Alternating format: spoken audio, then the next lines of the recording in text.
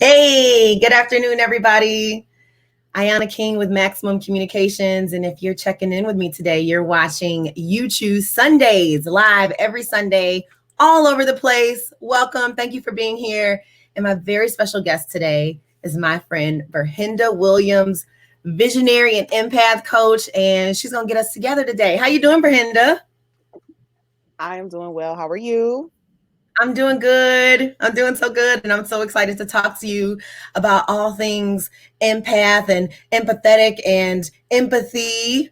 So let's get into it. Why don't you tell everybody, first of all, I love your name because tell people what Ber-Henda means. Let them know what Ber-Henda means. Okay.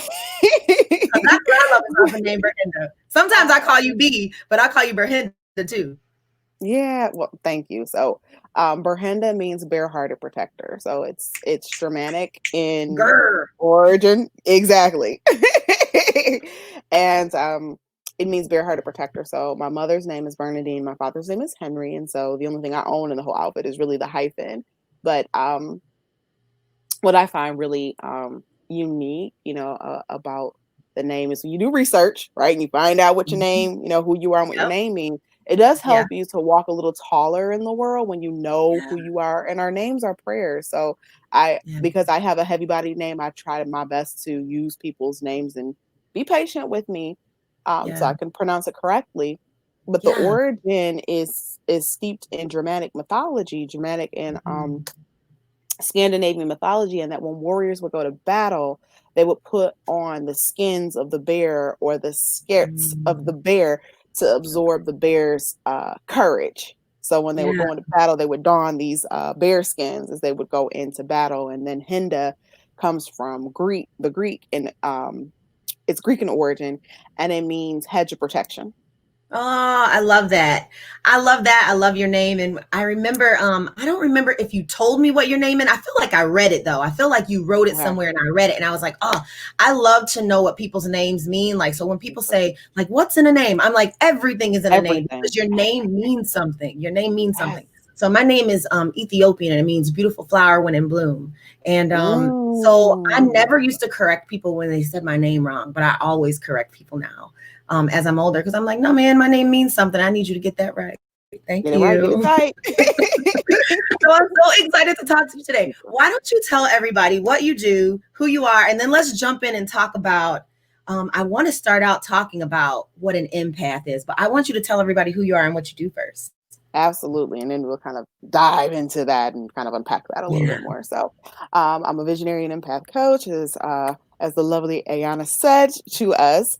But what that is I work with mission based women, specifically entrepreneurs who have the empathic gift, who want to use those gifts to shift culture and create a movement in their work that does help to transform not just lives through their businesses, but transform the world. And we're Yeah. in such a crossroads right now with understanding, empathy, and compassion. And so the empath is someone who can feel the thoughts, feelings, and emotions of another person as if they were experiencing firsthand. So they can feel it is local, so they can feel it in their bodies. And when we look at Yes. leaders, like really successful leaders, they're typically the ones that have a pulse on their people. Yes. Yes. They feel So their people and understand their people. yes. And I feel like too, when you talk about empathy, so first of all, a lot of people don't always understand what empathy is. They get That's empathy right. and sympathy confused. They use them Right. interchangeably. And it's like, no, they're not the same thing. So They're empathy not the is a same very thing. valid emotional. It is. Or sympathy is. Sympathy is a very valid emotion. But sympathy is I feel sorry for, I feel sad about. Empathy is I feel all the feelings. I am putting myself in someone else's shoes, Mm, even though I mhm. may not be able to fully understand what it's like being in their skin as best I can. I That's think right. about what it's like. So I think the best leaders I've ever had, the best leaders I've ever had, like in the corporate workspace, in the work world, right, um, are people who were empathetic, who were able That's to right. feel. They were able to feel. And I think that's Mhm. something hard for leaders because, for a long time, leaders have been told don't show emotion, you That's know, right. especially men, they would see it as a weakness. That's right. So you talked about empaths and how empaths feel all the feelings in their body. When's the first time you knew that you were an empath? Do you remember? Wow. I don't know if it was like any one memory specifically, but I would say that my awareness toward connecting with others came through the gift of poetry. Yeah. Yeah. And poetry is this amazing, yes, art form. But even if you're not necessarily you don't feel like you're creative, or you don't indulge in it, I would invite people to look at the poetry as a tool of expression.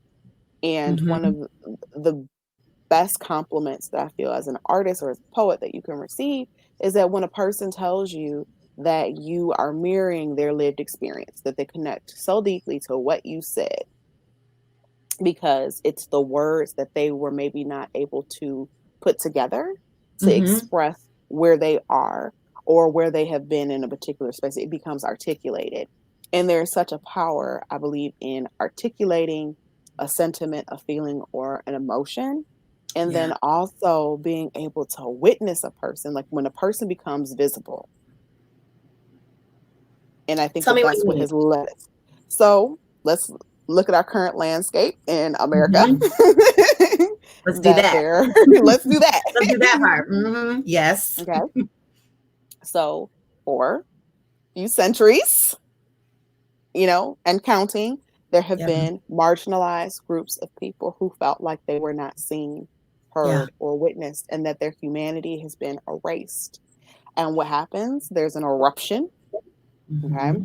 That happens because no soul can be boxed in or oppressed, where the voice begins to galvanize and leadership begins to emerge, so that the group of people that has been rendered invisible and rendered subhuman wants their dignity. And rightly so. That Mm-hmm. is a God-given right for us as humans to have the right, and this is written in our Constitution, that we have the right to the pursuit of happiness. Right. Right. And Right. even though the implication may have been not women, not indigenous folks, not Black people, however, when we look at what has been written, and so when something becomes written, When it is even written, okay, it is so. there it is. There it is, right? Okay. There it is. So You we said have it, to I be. didn't, right? So we You have to. wrote I'll it. take I it. didn't write it. So now I'm Right. gonna take you at your word, right? That's what I'm gonna Right. do.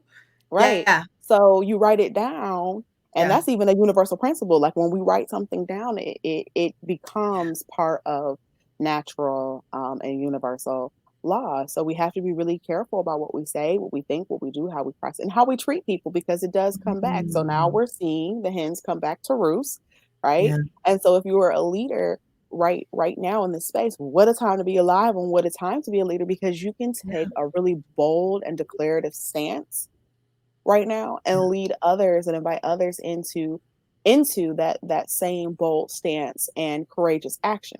Now, flip Yeah. side, there are others now in this country who feel like they have not been heard and they have not been witnessed. Okay, and so we get into power and privilege and some of the other unsexy, conversations that do need to be had.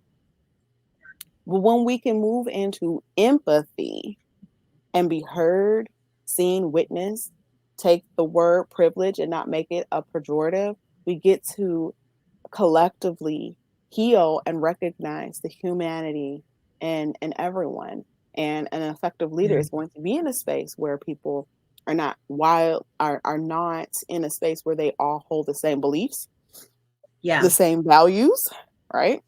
And this is where it's really incumbent upon a company or even a business owner to be really clear about what it is that you believe and be really clear about your mission. And who you want to work with and why. That's Yes. correct. I Like your say that a lot motives, too. your Yeah. motive. You got to check yourself. Like Check your everybody's not for me to work with. No. I'm not everybody's cup of tea. I'm okay No. with that. I want to work with those people who I'm naturally drawn to and who are naturally drawn to me. So I understand what you're saying there. Yeah. Absolutely, absolutely. And even though it's a business, we think business is sort of like this transactional space where, it's dollars and cents, and it's okay, you pay me, I receive payment, and then off we go. But business can be a lot more transformative than that. And so I Yes. believe in transformative business versus just being transactional. Me Uh, too. Me too. Yeah, I yeah, often talk yeah. about how I don't like this whole notion and belief for a long time, right? That business is business and personal is personal. I no, they're like this for me. Like all of my business relationships, especially in the last year, have been extremely personal. They have That's been right. deeply personal. And that's how I want them to be. That's how I want them to be. Yeah. Um, Well, that's part of so the paradigm shift that we're in. We're in this new space where human beings are not compartmentalized. You have people that are going to be part of your team and in your world. I mean, especially if you belong to masterminds, and if people are not familiar with the mastermind concept, it's a place where mhm, get with a group of like-minded individuals for a common goal of mhm. purpose of evolving your business, but in the byproduct is also evolving yourself. So you're going to Yeah, be in a life cycle where you may have to deal with taking care of parents. I mean, I'll speak for me because I'm in the 40 club. You're in a same. life cycle. Yeah. You're in a life cycle where parents are getting older. And so you have to think Yeah, about things about, how do I take care of aging relatives and aging parents? I have, dear friends who have lost loved ones, and especially in this pandemic space, none of us, I mean, how do yeah, you prepare for a pandemic? You know, right. so here you are. And so I think it's in times of crisis like this, you really see what you're made of, and you see what other people are made of too. That's right. That's right. So I just want to take a second really quickly. We have a few people who have Oh, joined okay. us live. Thank you so much for being here. So I want to say hi to Deborah, to Wayne, Jonathan, Jack. Hi, Lori Joe Vest. Um, listen, Lori! yes, I this love is what her. Lori says. Let me put up Lori's comment because I love Lori too. Lori Oh, I says love Lori. business can also be a lot more loving. So I'm choosing clients. Girl, I'm choosing clients I love. That's right. Me, Ayana That's right. King, she is choosing clients she loves. I have some of the best clients right now, and they're people that I would want to be like in a relationship with outside of business because they're That's right. such good people, good-hearted That's people, right. good-natured people, all Yes. over the country. I'm so grateful for that. So if you're joining us, thank you so much for being here today. I'm talking with Ber-Henda Williams, visionary and empathic coach, and we're talking about empathetic leadership. So Hmm. I wanted to say to you, um, I've been thinking about that too, how leadership is really changing right now. Well, it should be changing right now, right? And how leaders do, they have an opportunity to rise, to do something different. That's right. Um, are you seeing that? Are you seeing it to the degree that you thought you would in 2020? Considering everything that's happened with this pandemic and people's businesses being shut down, and really leaders saying, you know what, take care of your family first, don't come into work virtually. All of these, we're talking about race and culture more than we Hmm. ever have in the workplace. That part. Wow, that part way overdue, Yeah. right? Having all these conversations, are you seeing leaders like running to have these conversations, running to like step up to really evolve, or are they kind of being dragged along? What are you seeing? I mean, I think it's what is it, a tale of two cities that you can, Hmm. it's, it's, it's your, it's your point of view. I mean, yes, I could, especially in spaces like Facebook, see some really cringe worthy posts where you want to jump in and you're like, oh Jesus, do I have 3 hours to really engage this person? Right. That part. Do I want to? Right. Do I Do I want to? want Do I to? want to? Do I Do I want want to to? give Do I you my want to? energy? Do I want to give you Right. my energy? Because I know this Right. is not going to end in I should say something and then you say something and okay, so then it'll turn into 3 hours I will never get back. Or, you Right. know, yes. Or coming into the awareness that there are people who earnestly want to do the work. Like my clients who I feel earnestly want to do the work where they're creating um social justice committees, or they're challenging the industry the industries that they're in to do better where it is concerned with racial justice, equity, and inclusion. This Wednesday, I'm a part of a more than 30 person panel, conference rather, of industry experts around diversity, equity, and inclusion. But it's different tracks, right? So there's the track for spirituality, and of course there's the track, for business, and then there are breakout sessions and panels. And so I'm really grateful to be a part of that. So I will say that yes, there are people who are committed to this work. And that's why I wanted to expressly say that things like privilege, like, let's not make that a dirty word. Yes. Let's make that as a tool of empowerment. If you have a privilege, because all of us have privileges. I'm college Yes. educated. Yes. Okay, so Yes. I'm that's so a glad you brought privilege. that up. Yeah. Yeah, that's not a dirty word. Yeah. I am privileged in some capacity, even as a Mhm. person of color. And I even want to move out of the languaging around, like, yes, I'm a Black woman, but in no way, shape, form, or fashion am I going to don the identity of being marginalized or oppressed, where I can't speak up, because let the Yeah. record show the Black women help Mighty Joe strike a mighty blow. So let's just say Yes. that. Don't forget that. Don't Okay. forget that. Let's Don't not forget forget that. that. Let's not forget that. And let's not Yeah. forget that the Latina voice was also had a hand in it. Let's not forget Navajo Nation. So shout I was out to gonna say Navajo, our our indigenous indigenous sister brothers and brothers. sisters. That's right. And let's not forget that there were conscious young white people who said that, you know what, enough is enough. Whatever has been the Yes. generational family pathos, that is not something that I want to participate in. That Yes. as an agent of change, I want to be on the Yes. right side of history. And so my vote is going to signal that this is where I stand. Okay. Yeah. And I think there were probably some closeted folks on the other side too, because what happens in the voting Well, booth is of between you and course. your maker. So you went, I Right. mean, Of so course. okay. But the part where Okay. you said about people like really breaking like generational chains of racism and discrimination, I have been happy to witness that.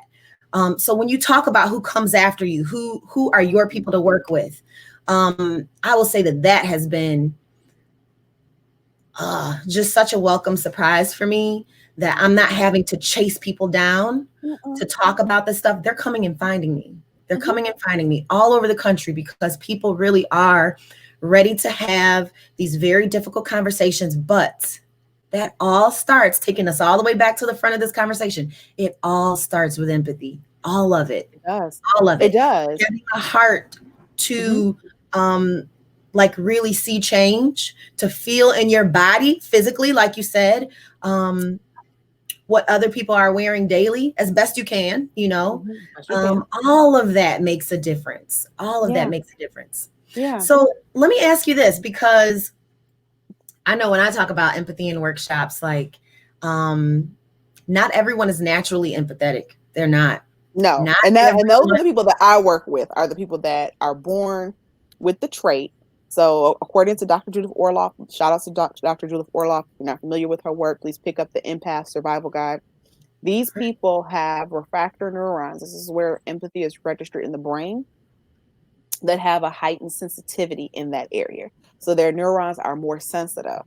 Okay. So this is where, for example, if you're watching a commercial and someone injures themselves, you may feel like a cringe in your own body of the impact of the pain.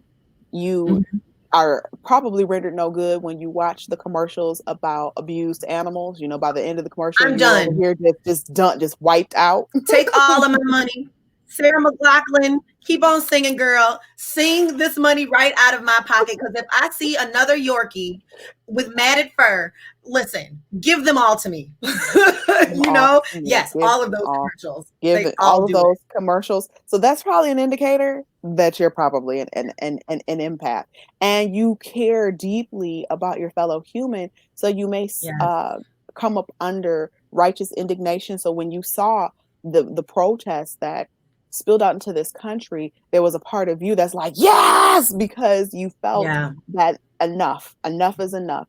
And, Yeah. Dr. King says that the riot is the cry of the oppressed. And That's so right. I'm not saying that we need to go to I'm not advocating the destruction of property. So please do not take this soundbite out and say, she's out here. I am No. not advocating that. But what I am advocating is that neighborhoods need to have the same access to education, to clean Yeah. water, to Yeah. food, because we Yeah. have communities that are in food deserts. okay, and that do not have the same quality of education Yep. and access to our All true. opportunity. Just yes, and just human dignity, the right to a dignified life. Yes. So, what do you tell people who are not naturally empathetic? What are some ways that you try to help them along to become more empathetic? Can you give us 2 or 3 tips for the person who is not just, maybe I'm not a touchy feely person, not that all Mm-hmm. empaths are, No. but some of us just really have to work harder at caring about other people. That's the truth. And that's not a criticism, it's a fact. It's a fact. Some of us are just not hardwired that way through trauma. Like some of that is because we got to protect ourselves, right? I can't be thinking about you, I got to think about Mm-hmm. myself, right? So what are some ways that you help these people who kind of struggle with that, especially leaders, especially Yes. people who want to be leaders? What are some tips that you can give them for becoming more empathetic? Inviting curiosity instead of judgment. So if Mm-hmm. someone comes to you with a particular situation or plight, or maybe it's chronic, um, instead of being punitive, invite curiosity. What Yeah. could it be? So, I mean, I'm just going to use this as an example. So you might have an employee who is habitually and chronically late all the time. Might be a great worker, Yeah. but for whatever reason can't punch in, at said time. So could it be that there's a barrier? Could it be that they're taking Mm. care of a loved one? Could it be that they, and here's the other thing that we don't necessarily talk about in workspaces, mental illness. Yes. Yes. Yeah.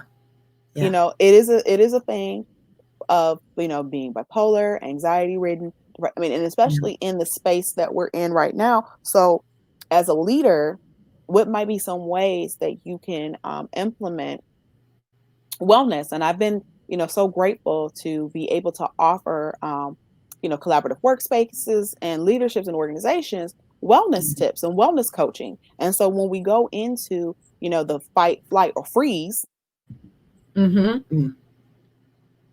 okay, Yeah. and That free part. especially, yes, that freeze part, and especially when you are dealing with a diverse um, workforce, when we see things like what has been spilling out in succession, and not saying that the other lives weren't as equally impactful, because they were. Every person that has lost their lives under the hands, under totalitarian and brutal authority, is worth our compassion and our empathy. But when you are watching it, I think in ways that we have not witnessed it before, i.e., social media has captured, Yeah. and these videos go viral, well, they're constant triggers. And if we're consistently tuning in to the news, and I don't want us to be ignorant, but that does begin to take a toll on you, which then takes a toll on your employees. So just, making statements about where the company stands without taking the wellness into consideration of your Yeah. employee and how certain things impact them. Just going by well, I went by, such and such, that's an after, they're okay. Well, they're at work. So what do you think they're going to say? Of course they're going to Right. say, You want me to say I've just been crying in the bathroom for the last 30 minutes? You think I've got IBS, but actually I'm sobbing. I'm No, sorry. people aren't going to say that. People aren't going to say Right. that. They're You're going right. to, so it's incumbent upon the leader to take it an extra step to create an Yeah. environment that rewards radical honesty, and that takes into Yes. consideration each person's lived experience, because you're not dealing with human doings, you are dealing with human beings. And I love the work of Mind Valley. So shout out to Vishnu Lakiani. Hey Vishnu, how you doing? So Vishnu Mhm. Lakiani is the founder of Mind Valley, which is a holistic, um, I don't even know what to call it, but it's a holistic community where they look at Okay. wellness practices, spirituality, business, and all of it, because we know that human beings are not a monolith. And so they Yes. look It's at all every, multifaceted. it's all Many multifaceted, tentacles. Yeah. many Yeah. tentacles. And what they have, or what he has, is this amazing talk. You can pull it up on YouTube. It's I believe it's a TED talk, either a TED talk or a Fest talk, where he says happiness is the new productivity. And so he had to look at Mm. his own organization. So, leaders, you will thought rush upon your own sword. You're not gonna blame. Well, they That's did right. this, and he took Hold up the inventory, mirror. Hold up the mirror. Yeah. right? Right? And decided, okay, what can I do to make my work environment, the people who come in and work for me, happier? And in so doing, their happiness bred more productivity because they were happier. They felt like they were heard. They felt like they were seen. Reward systems, starting the day off with positive affirmations, doing employee check-ins about, what are your goals, and not just the goals here inside the company, but like, what are your life goals? That's right. And how can I support that? How can I support that? Do you know, like, too, like just thinking about, I know that you left a corporate space too. Child, yes. Corporate, nonprofit, education, walked out all of them. Yes, to start your own business.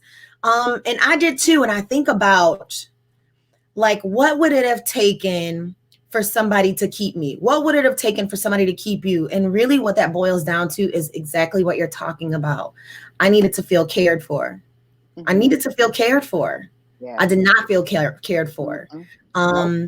And then I began to resent the fact that I did not feel cared for when I was literally pouring in more than 40 hours a week, right? More than 50 hours a week, supporting somebody else's dream, sending somebody else and their family on vacations. I was like, what? It's Sunday. I'm going to use all the good words today. But I really was like, what am I doing? What am I doing? And it was not good for me.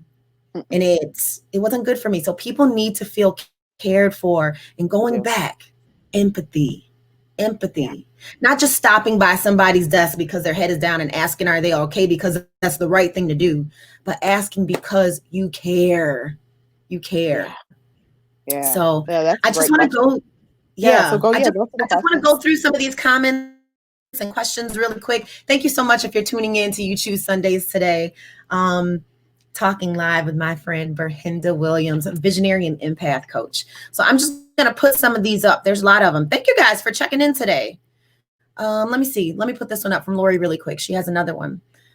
What do you do when people who don't, with people who don't have empathy? That's what we were just talking about. Besides, stay away from them. I'm related to one, and it's so hard to be in relationship with them. So why don't you answer Lori's, and then I'll kind of ad lib after that what I think as well. Absolutely. So I think that it's really important to, honor your values and your stances and where you are. And I think that it is difficult, especially as we see, such a division in our nation in terms of where people stand. And it's not your job to convince them. So I think, like, take yourself off the cross there, that you have to convince them of anything. However, I think that it's important that when we have these tough conversations, to use I statements and let them know that, when you say things like this, it hurts me. Yeah. It hurts me when you say, whatever it is that you say, and invite them into the role of empathy. Can you imagine for a moment what it's like? And of course, the deflection can be, well, I had this, type of hardship, and I had that. And so even in your own dark night, what would you have appreciated then? Yes. So this is where you can deepen your empathy. What would you have needed? Right. So yes, it wasn't there for you, but what would have been helpful to you? And so just imagine what this other person is going through. And this is, of course, when we have those tense conversations around race, because there's also an erasure of history. So it's like, so on the one hand, you want to erase my humanity so that you could carry out, these very dastardly edicts and treatments. And then you want to erase it because now you're embarrassed. Yeah. So let me say too, let me add to that. I think one of the barriers to even getting to that part, like even having the I conversation, is that I'm only thinking about how it would be for me to do this, right? Because I'm queen of cutting somebody off, like, done. Like, that's not always the best, but I'm telling you, that's how I am. Like, I can take a lot. Like, I love hard. So I might let you abuse me for a while, but then when I'm done, I'm doggone done with you. And maybe that's not fair, because did I have those conversations with you?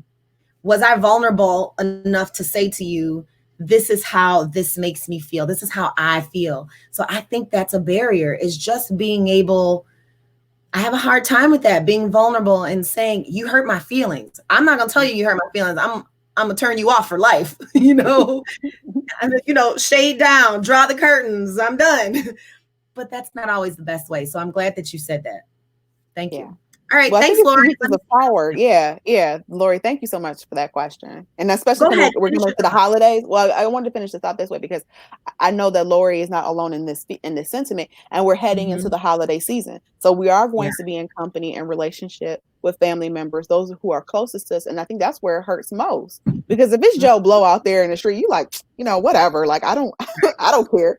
But when it is it is so close and a family can hurt us more than than anyone. So I think that question is extremely valid, and especially given the season that we're going in now too, and under a pandemic. Yes. So one way you can avoid it is you can stay home. I mean, you can do that. You can, I mean, real talk. You could be like, listen, it's a pandemic. We're staying at home, so I don't have to be around. I don't have to be around racist Grandma Mary, or racist, Uncle John, whoever it is. Like, I'm staying home. Uncle Archie Bunker. Uncle Archie. We're done with him too, right? So you do have the right to say, protecting your own peace, protecting your own energy. Like, I'm going to push you away. Okay, I'm going to put up another one here. This is from Jack. Hi, Jack.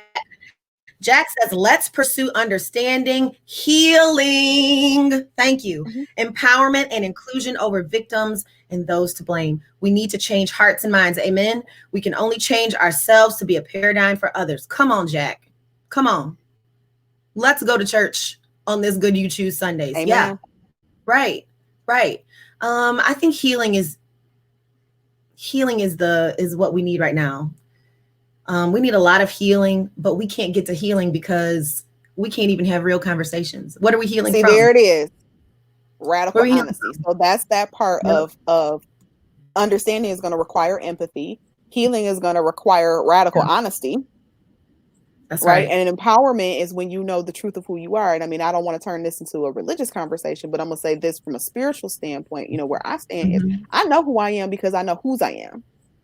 Amen. So we've talked about this before. Yes. That's great. I will never forget me, you, and your sister. Let me tell you something. There was so much power in that conversation between me, you, and Brianna. Remember, I was like, you know what? I'm not doing it for the followers. I'm doing it for the Father. Remember, I said that. I was like, faith is important to me. I'm not playing around. I felt like just in that conversation with us, like there was so much power in that conversation. We could have friggin' blew the roof off. Like, I felt like I can shoot power out of my fingertips that day, like, don't mess with me. I know whose I am. I am. That's why I'm good. That's why I'm good. That's why I'm good. Yeah, but okay, I love the sentiment and comment. Yeah. These are some good comments and questions. Diane. Hi, Diane. Diane says, adding to Lori's question, how do you handle the president of your company prioritizing occupancy numbers? She's talking about senior living over safety and increased COVID cases.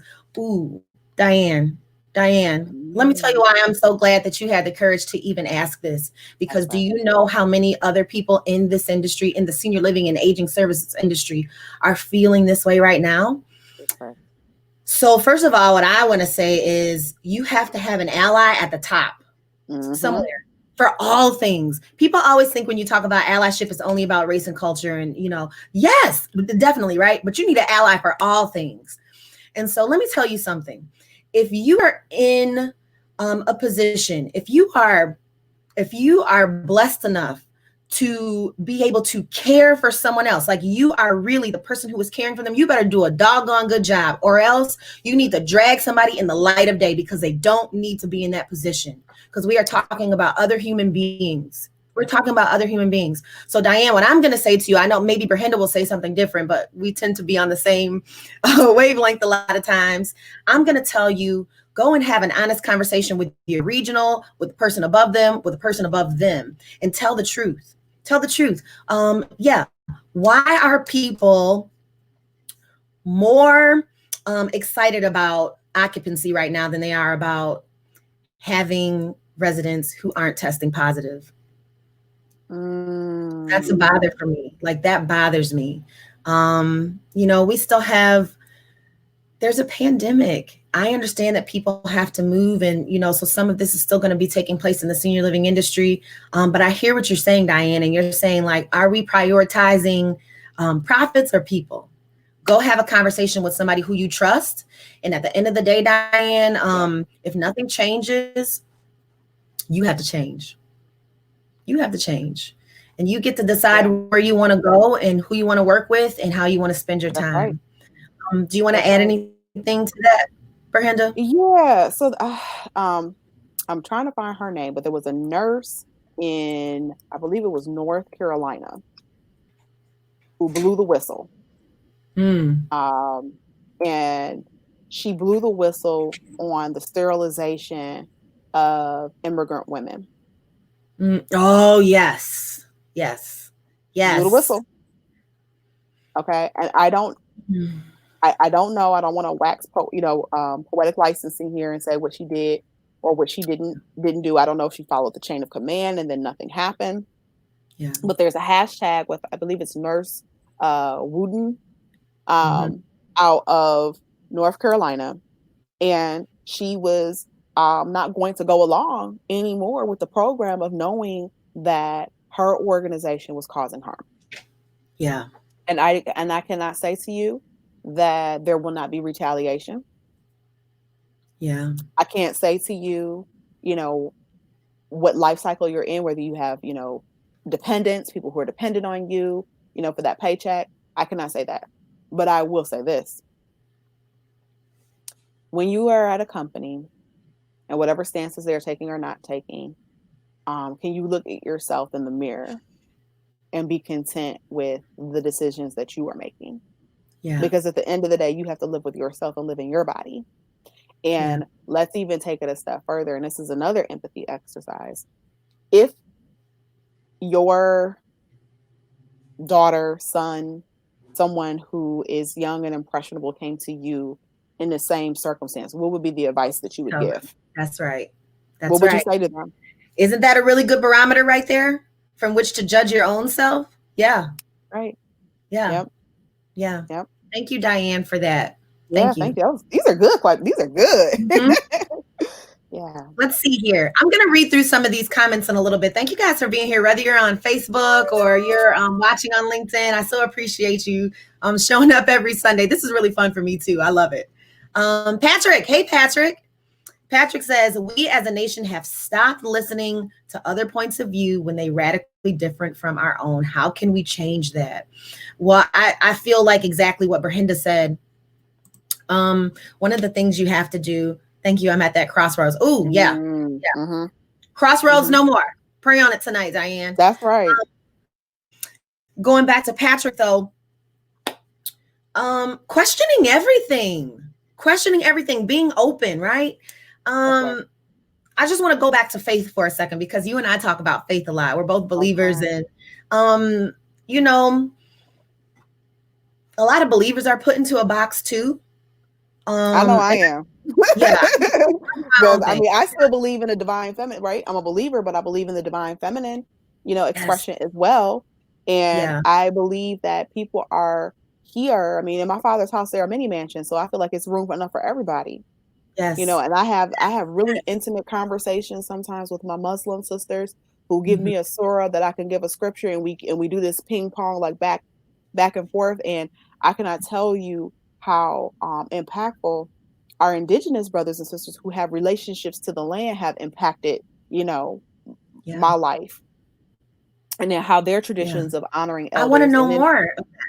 Yeah. So I think that, again, curiosity can be such a door opener, especially, when he says when people have ideologies or read it because I want to make sure I'm saying it right because I don't want to put words into his mouth. When people have views that are radically different from yours, is it life-threatening? Yeah, come on now. You know what I mean? Like, is it going to end your life? Yeah, what happens? Right. What happens if you hear an opposing view? Are you going to like spontaneously combust? No, you're not. You're not no, gonna die. Chill out. And here's what I want to say to my believing friends. We are sometimes super judgmental. Super. Come on. Let me tell you something about what I believe. I believe that if you are in relationship with the God of the universe, Come on. Can and should be asking questions all the time. And he don't get mad if you're in a relationship with somebody. How am I in a relationship with you when I can't ask you what's on my mind? I'm not. So some of us are fooling ourselves because to think outside of that box means I don't know who I am. Go find out who you are. Exactly. Because there's a difference between relationship and association. That's right. That's right. Or an affiliate. Questions. That's right. Ask questions. That's not a relationship. But but what he said is so real, because I think that we are often in echo chambers. Yeah, definitely. And if you're only around people who think and believe just like you, you're never going to grow. And it's honest to goodness, through the power of girlhood, we have girls from all different faith traditions and backgrounds, ethnic backgrounds, orientations. And I will say that being a teacher made my faith increase, and it also deepened my capacity to love, because regardless of what this student is doing, I am still required to not only, one, educate you regardless to your orientation or your belief. I'm duty bound to educate you, but on a higher level, I'm also duty bound to love you. Yeah. Shout out to all my teacher friends too. Yes. That's right. Shout out to teachers, because it takes a special kind of person. That's right. When I just think about the teachers in my life who are very special and who I still remember, really. I want to put up another comment here. Deborah, my friend Deborah says, sometimes we can be agents of change within our companies, our communities. However, sometimes we can only be agents of change for ourselves. Yes, it's got to start with me. That's right. Yes. The individual. I got to ask myself some hard questions, right?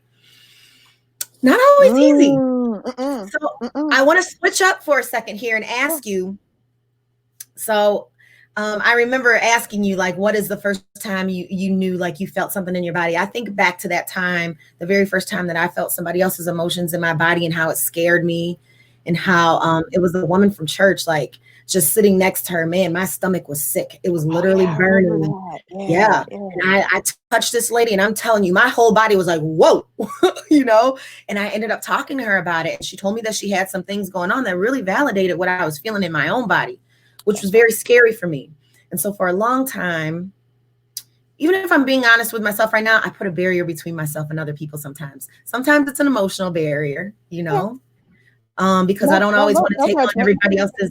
Yeah. And I can be highly emotional too. Like me being in my own emotions enough. Sometimes I don't want yours as well. That's right. And that's just being real. I just, I don't know any other way to be. So I work on that. And I really shut down. After every miracle, what did Jesus do? They said Jesus went off and rest and went and sought the company of his Father. So that's right. If you think you're above it. That's right. So I turn it off. Like, I will not text back. I don't want people to think I'm rude, but I need that space for myself. I really do. So what do you say to people who would say, yeah, I think I'm an empath. I feel very deeply on an emotional level, sometimes physically in my body. How do you help them to protect their own energy in their own space? Well, absolutely. So I'm going to type here in the chat if people are really curious and want to feel called, they can go to my website. I have definitely. A toolkit.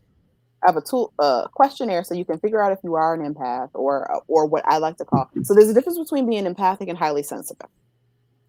Okay. So I just want to make sure, so that we make some distinctions. So the empath is going to feel the thoughts, feelings, and emotions of another person as if they were experiencing it for themselves. A highly sensitive person will not necessarily feel what other people, but they have a high degree of being able to empathize with other person, but they're not taking on the energy or the thoughts, feelings, or emotions. Okay. The highly sensitive person may also be a person that people say, oh, they're so sensitive. Their feelings get easily hurt. Okay. Or they may also feel things on a very deep level. So i.e. not necessarily negative emotions, but they can also, when they witness things like a sunrise or, for me, baby, I don't know what it is about like that good, like old school gospel music, like the foot stomping, the tambourine and the organ. Like, I don't know. I just get emotional. I just start crying. I just get into the spirit. Woo. Okay. Yeah. But that, okay. But like what you were experiencing, now that is a strong trait of an empath. That's what we call a physical empath. Okay. So you can feel, people may call you a hypochondriac. It's because you're in proximity.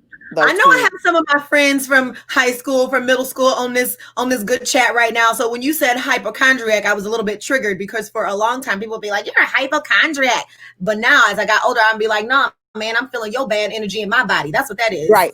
So you need to take that juju on someplace else. That's right. So I want to be, very, very clear about what the, the distinctions are. And then of course, all the way on the other end of the spectrum is the narcissist that just can't empathize or feel compassion for anyone. It's not that they think they're the center of the universe. They think they're the universe itself. Okay.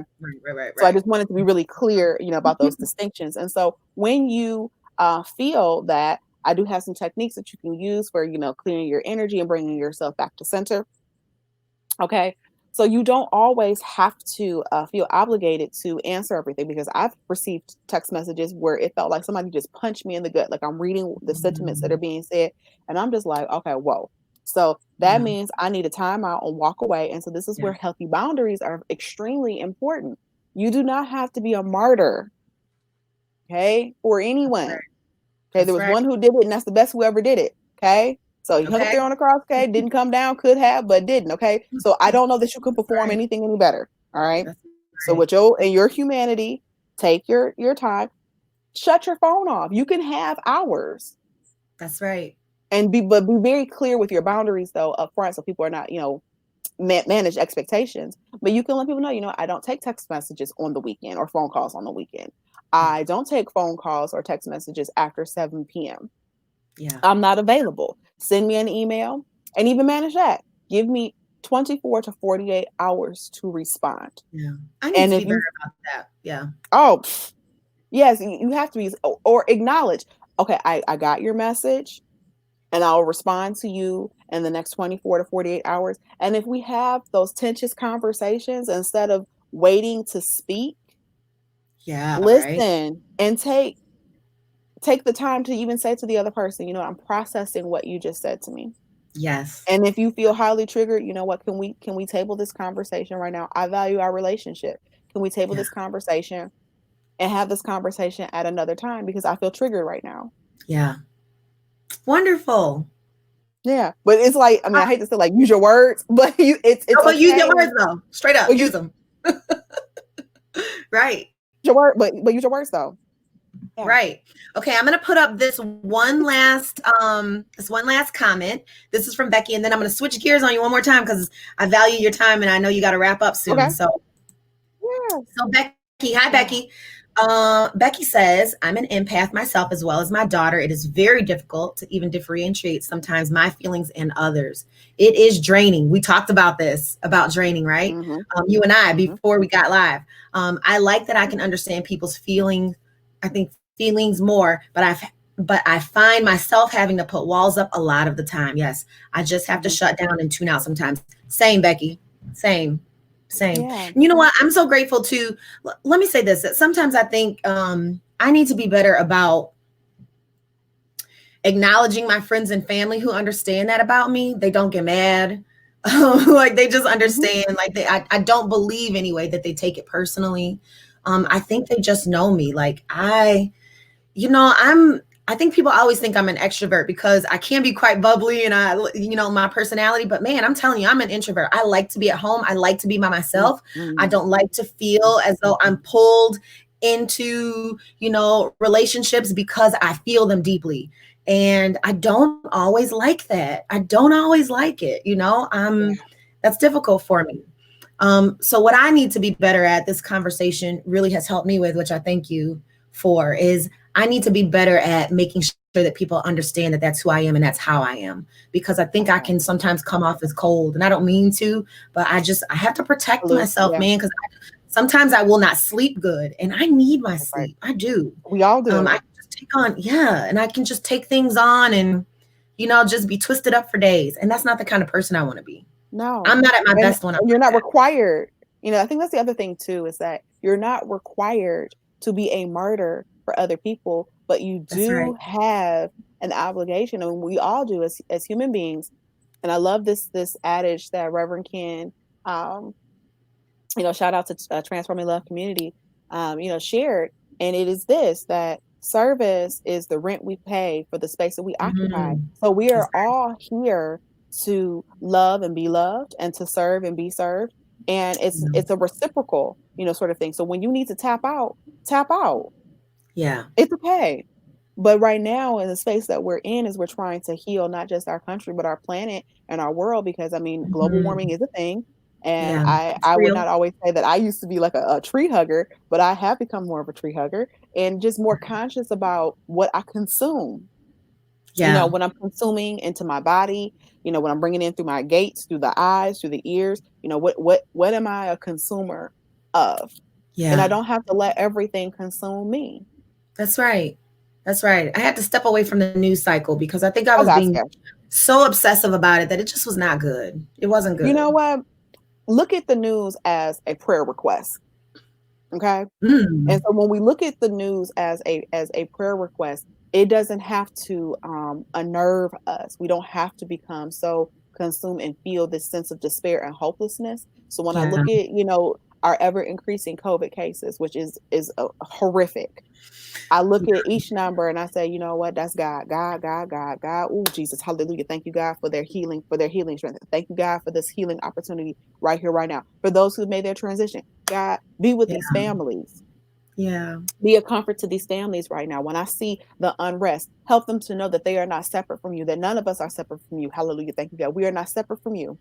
And Yeah. you know the situation more intimately than I do, and I don't have to know the ins and outs of the situation. But remember that I Yeah. want them to remember, like God, just help them to remember that you are always on the throne, that you are always there, ready and available to listen, and Yeah. just start praying for them. You're right. Because let me tell you, that's not what I do. And most of us don't.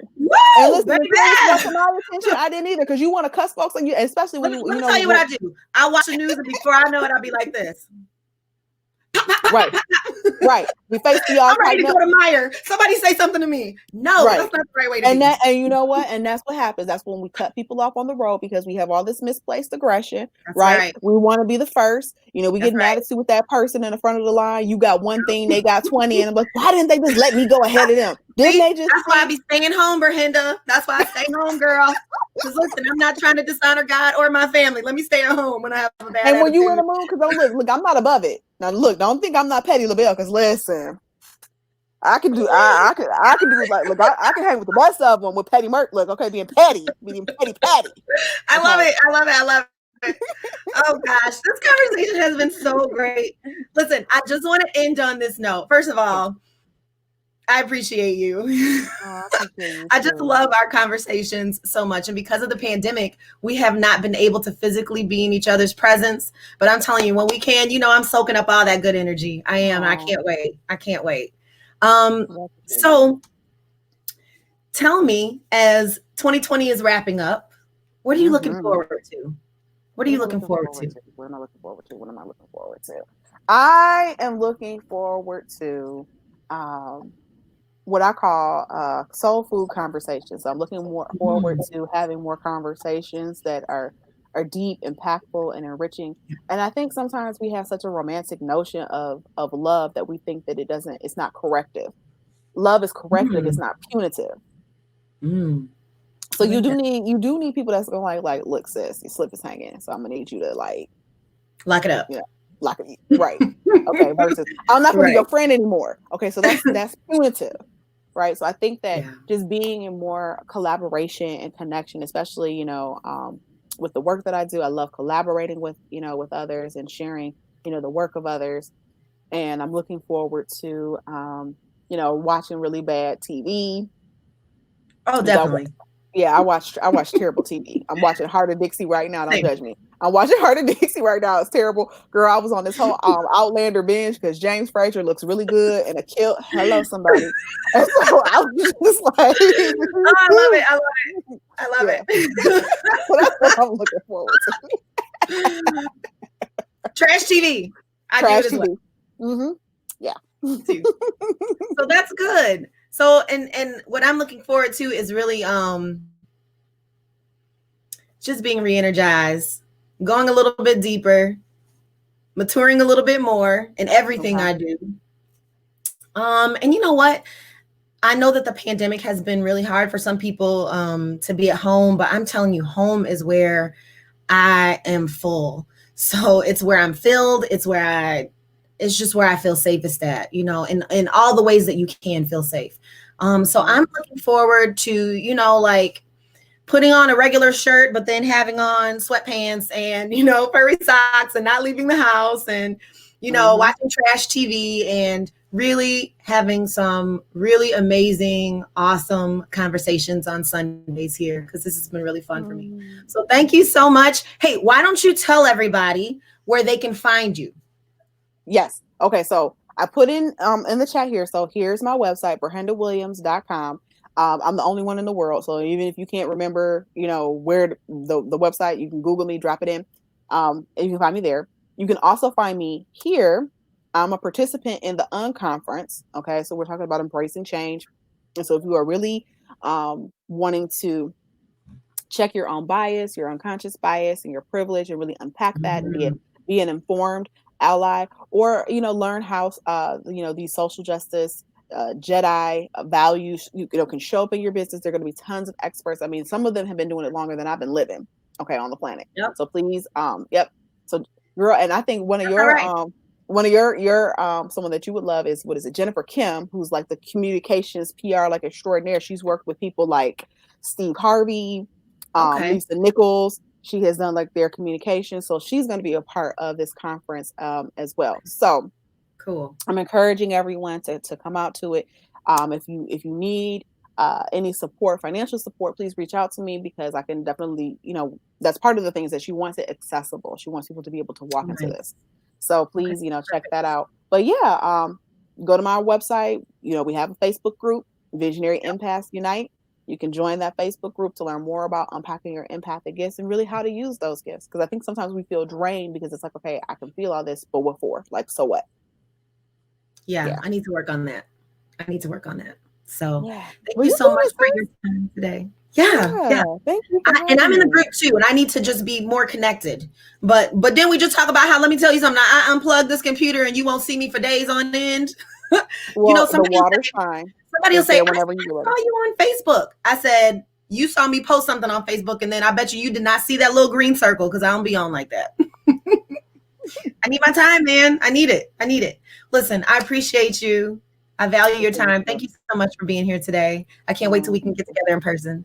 Hey, listen, if you were here for You Choose Sundays, thank you so much for tuning in today. Ber-Henda told you where you can find her. You know where you can find me. You can go to my website, getmaxcoms.com. I'm on Facebook. I'm on LinkedIn. Go find me and come back next Sunday for You Choose Sundays. Bye, everybody. Bye.